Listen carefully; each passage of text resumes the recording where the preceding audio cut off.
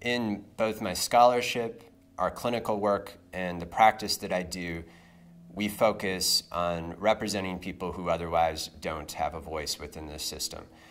There is no right to counsel in immigration proceedings, and that means that a lot of people are left to struggle on their own without an attorney. We try to fill that gap, and in my scholarship, I've tried to argue for systemic solutions to that problem. We represent, oftentimes in my clinic, asylum seekers, refugees, people who are fleeing desperate circumstances, trying to make a new life in the United States. We also represent people who've lived here for very many years, who have homes and families here, and who are at risk of deportation for immigration infractions. So there's a growing consensus in the United States that certain vulnerable populations like children, the mentally ill, or detainees ought to be able to have an attorney.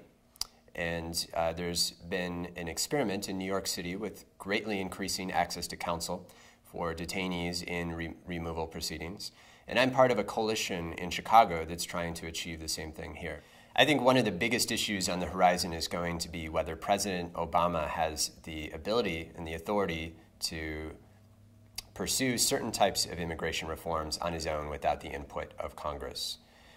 Congress has tried and failed for about the past 10 years to pass immigration reforms, and the result has been that we have a very dysfunctional immigration system and a lot of people who are really suffering. One solution would be for Congress to pass legislation that would create a pathway to citizenship and make it completely clear that everyone in this country is on the same footing, which is what the Founding Fathers really wanted.